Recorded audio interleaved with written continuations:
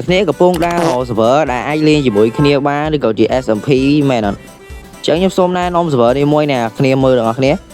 ចុះ server នេះផងដែរគឺមានឈ្មោះថា Baby Dragon ផងដែរដែល server មួយហ្នឹងគឺជា server SMP ហើយរយៈពេលម៉ោង8ទៅម៉ោង9យប់គឺគេតែងតែចែក item ទៅកាន់អ្នកលេងទាំងអស់តែម្ដងហើយ item គឺល្អមែនតើដែលមានទាំង enchant មានអីទៀតអ្នកគ្នាអញ្ចឹងវាអាចស័ក្តិសមមួយអ្នកគ្នាជាមួយការលេងផងដែរហើយវាធ្វើឲ្យអ្នកគ្នាមានភាពងាយស្រួលនៅក្នុងការលេង survival ទៀតផង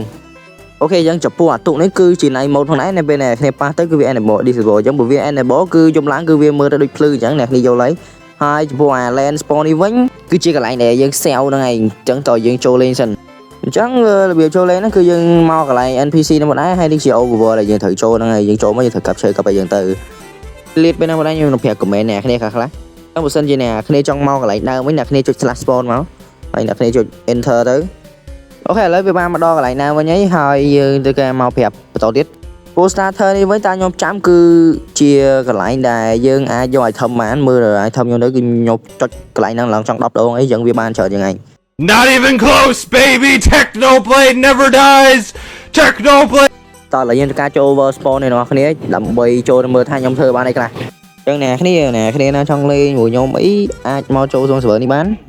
ហើយយើងលេងជាមួយគ្នាទៅ server ហ្នឹងក៏វាត្រូវមួយខ្ញុំដែរអញ្ចឹងក៏វាតាមនឹងដែរទៅអូខេចឹងវីដេអូខ្ញុំក៏មានប៉ុណ្្នឹងដែរហើយសង្ឃឹមថាអ្នកគ្នាជួយចូលលេងម្នាក់មួយផងដើម្បីឲ្យកាហ្វេខ្ញុំផឹកហើយអ្នកគ្នាក៏ផ្លេចជួយសញ្ញាកណ្ដឹងខ្ញុំផងដើម្បីទទួលបានវីដេអូថ្មីៗបន្ថែមទៀត